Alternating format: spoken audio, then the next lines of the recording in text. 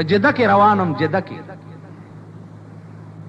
په سن 82 کې زه عمرې ته تلم، جده کې روانم. ما نه مخکې یو انګریز روان، یو کوتره او چې هغې ته دا پم مرض لګېدلی، پم مرض لګېدلی او د انګریز چې ورغی داسې ورته وکته، ور منډې کې او کوتره په غېږ کې راوچت. ما سره ملګري چې روان وو هغې ته مې تپوس وکړي دا چېرته دا کوتره بوځي؟ نو هغې ته تپوس وکړو چې دا څه کوې په دې؟ هغه ورته ویل هاسپټل. وی دا کوتره اسپتال ته بوځم، دته بیماري لګېدلې ده چې دا ټیک شي. نن به تاسو انسان اسپتال ته بوځئ؟ دا ته هم کنه راځه شیخ صاحب دا سړی رشکې ووالو لږې په اوږه کا او د اختر ورځ دی تا جامې مامې سپینې اغوستې دي، سنت منت یې اخیستي، رانجه دی چولي دي، مسواک دی مګلی دی، په اوږه به یې کیا دی وینو ډک سړی او به یې کوي په ایمان وایي. دې وجې نه عزیزانو مونږ کې انسانیت نه دی راغلی. که انسانیت را کې راغی بیا به نه د جامو خیالي، نه به د ځان خیالي، نه به دا خیالي چې اوهو خلق به وایي چې بجلیګر ملا ویاڼی صفا کوي لګیا.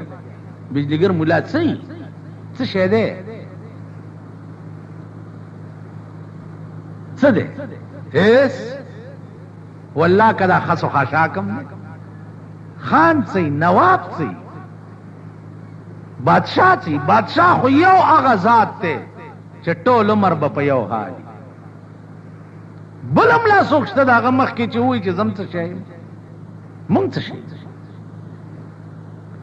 نو دې وجې نه عرض مې دا و عزیزانو چې انسانیت مونږ کې نشته.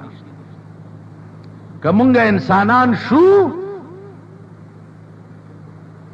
نو بیا ولایت هم دا دی، بزرگیم دا ده،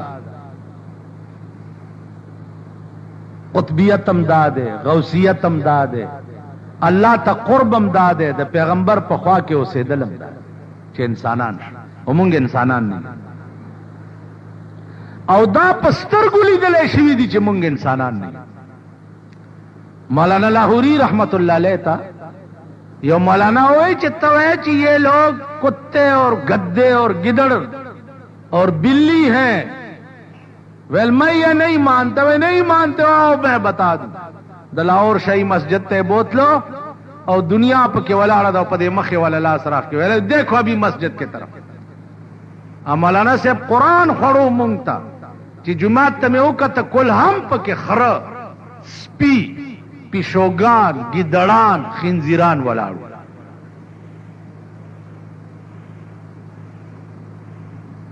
انسان پکې نو. ما ورته وی چې هغه امام څنګه و؟ وی دا هغه تپوس مه کوه چا په کوم شکل کې ولاړو. نو عزیزانو عرض مې دا و چې مونږ کې انسانیت نشته. که مونږ کې انسانیت راغی اول ته ووایه چې مونږ جماعت ته راشو. که مونږ انسانان وی او جماعت ته راشو نو مونږ په څه نیت راځو جماعت ته؟ تاسو وایي تاسو په څه نیت راځئ جماعت ته؟ مونځ او مونځ په څه نیت کوي؟ دا غلط وایي. چپ ځکه شوی چې پې پوی نه یی بلکل. په دې پیزار چې راننوځې نو ستا پنډونه ګناه په سر وي، د عدالت کې پیشه لرازي. لکه مجسټریټ ته سړی پولیس اتکړی ورته لګولي او مجسټریټ ته ورننه باسي نو هغه سره یې پیشي وي، هغه جرم کې چې کوم کې پولیس دی چالان کړي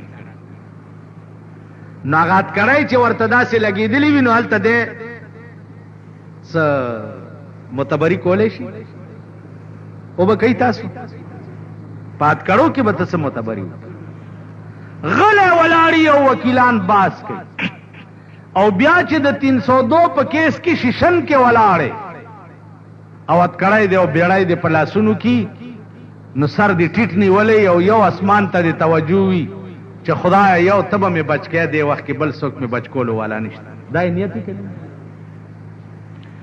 دلتم چراو ننوزی لکھا 302 دی پسروی کروڑها گناہونا دی پسروی نو اللہ رب العزت سره دی پیشی وی پیشی اتکڑے پخپل ازان تاو لگے او لاس تڑلے ورطا پیش